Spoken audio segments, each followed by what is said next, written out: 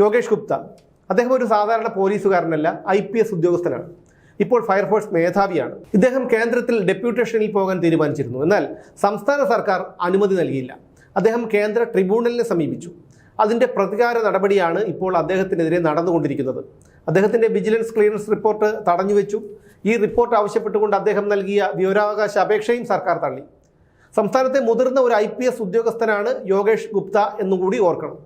അദ്ദേഹം കൂടി ഭാഗമായ ആഭ്യന്തര വകുപ്പിൽ അദ്ദേഹത്തിൻ്റെ തന്നെ പേരിലുള്ള റിപ്പോർട്ട് ആവശ്യപ്പെട്ടപ്പോഴാണ് രഹസ്യമായതിനാൽ നൽകാൻ കഴിയില്ല എന്ന മറുപടി കിട്ടിയത്. കേന്ദ്രം ആവശ്യപ്പെട്ടതനുസരിച്ച് യോഗേഷുമായി ബന്ധപ്പെട്ട വിജിലൻസ് റിപ്പോർട്ട് തയ്യാറാക്കി സംസ്ഥാന പോലീസ് മേധാവിക്ക് നൽകിയിരുന്നു. DGP ഈ റിപ്പോർട്ട് ചീഫ് സെക്രട്ടറിക്ക് നൽകി. പക്ഷേ ആ റിപ്പോർട്ട് കേന്ദ്രത്തിന് നൽകാതെ സംസ്ഥാന സർക്കാർ പിടിച്ചുവെച്ചു.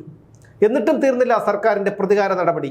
യോഗേഷ് ഗുപ്ത വിജിലൻസ് മേധാവിയായിരിക്കുമ്പോൾ മന്ത്രി KB ഗണേഷ് കുമാറിനും A ജയതിലക് ഉൾപ്പെടെയുള്ള 7 സിവിൽ സർവീസ് ഉദ്യോഗസ്ഥർക്കുമെതിരെ ചില പരാതികൾ കിട്ടിയിരുന്നു. ഈ പരാതികൾ സർക്കാരിൻ്റെ അനുമതി കൂടാതെ പരിശോധിക്കാനായി യോഗേഷ് ഗുപ്ത ഉത്തരവിട്ടിരുന്നു.